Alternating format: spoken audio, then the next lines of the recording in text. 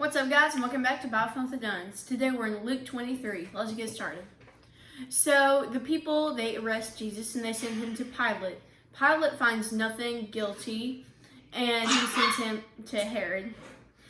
And that's what the Jews sounded like when they tried to arrest Jesus. Wait, what? Herod? King Herod. Yeah. Oh, okay. And Herod, ever since Jesus was born, he wanted to kill Jesus. So Herod, he finds nothing wrong with him either. And then he sends him back to Pilate.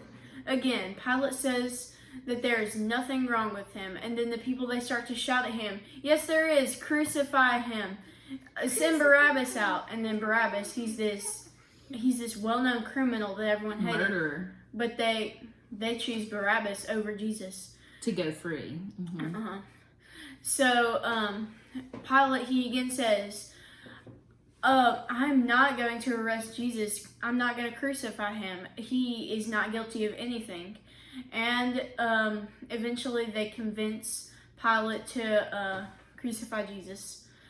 Anyway, before now, Pilate, his wife, she had a dream of what was going to happen, which was kind of strange. But she tells Pilate to not crucify Jesus because that was wrong. So Pilate, he's being really cautious and wary of that. So we get to see a little bit about him. But anyway, Jesus, he's so beat up. He falls twice when he has to carry his cross over to the mountain where David buried Goliath's skull.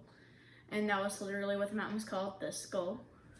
So anyway, Jesus couldn't even carry the cross because of how badly he was injured. So they had to get Simon of Cyrene to carry it for him. So when they got there, they taunted him, they hung him up on the cross. They said, "If you're really the Son of God, then maybe you'll save yourself." And just to make matters worse, above the cross they wrote, "This is the King of the Jews." They're mocking him and making fun. So after that, Jesus, this is a really important part, he says, "Father, forgive them. They don't know what they're doing." And so with that, he dies, and then a miracle happened. Wait, what about the thorns, the crowns? Yeah. There's lots of details, but they just read it, and so it's not super fun to rehash and talk about. Yeah. But I think it's important for us to do often. So, there's more to it. They bought land. Mm-hmm. They borrowed the tomb. The ground begins to shake. Everything is sad. The veil is torn in two. Even the creation. These are epically huge events that this person who didn't even know Jesus falls on his knees and he shouts, "This is truly the Son of God." Mm-hmm. So this is a sad moment. Mm-hmm. But it's also the start of victory for us. Uh-huh. And so there's a lot of details, and every single one of these details, the veil tearing into, the earth crying out, the salvation of that soldier on the cross beside him, all of these things could be like their own sermons. And so we're just going to pull out a few of our takeaways from today, and we'd really love to hear what y'all's takeaways are from this. Yeah, that would be great.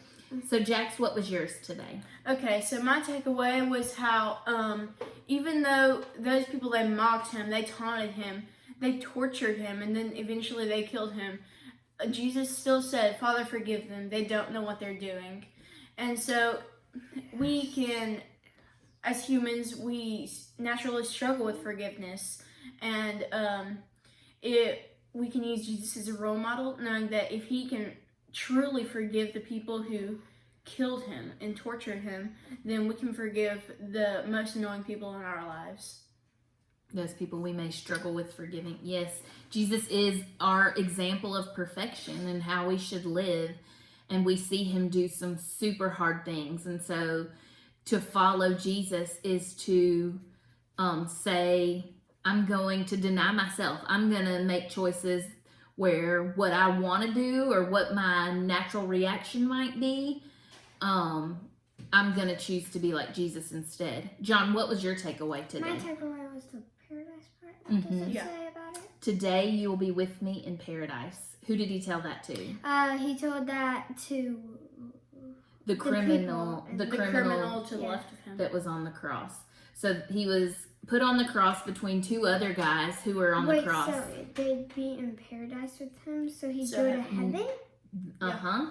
He was forgiven. And it's amazing because he lived his whole life not believing, and right before his death, he chose to follow Christ, which there's a whole lot of, that could be its own sermon too. There's nothing that we can do in our walk with Christ. There's no works or anything that we can do that would save us. Salvation is a gift from Jesus. So that man did not live his life following Christ, but at the last minute he got saved, and Jesus said he believed. It was his faith in Jesus that allowed him to be with him in paradise. That is a really good thing to notice.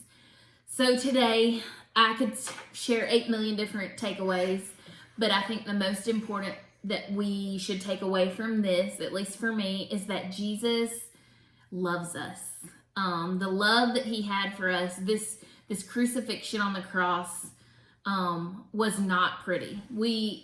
We've seen, well, I have seen The Passion of the Christ. I don't think they have yet. They have not yet.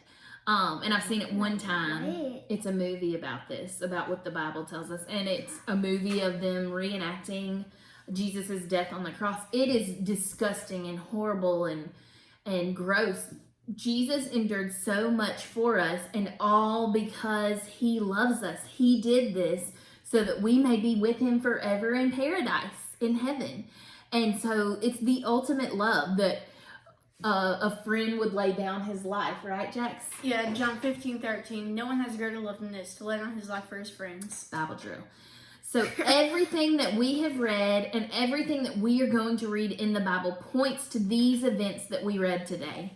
From the beginning of creation, God made us so that we could be with him. But because of sin, that plan was messed up. But God always had a plan for us to be with him, and that was sending his son for this moment today so that Jesus could die for us, to make a way for us to be with him forever. All of this is because the creator of the universe, the creator of mankind, wants to know every single one of us. I mean, I will never get over that. It will always blow my mind.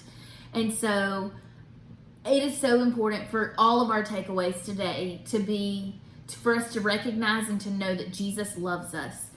So today's challenge, do you know how much Jesus loves you? This story today would have been written if he was just dying for you and for you alone. And he loves you that much. He loves you so much that he chose to die for you. Do you love Jesus, and do you always want to be with him forever in paradise? Think about those things and talk about them with your family, and we are praying for you. As always, we have our email addresses of our favorite pastors in the description box. Reach out to us. We want you to know this Jesus that died for us and for you. We love you guys, and we'll see y'all tomorrow. Bye.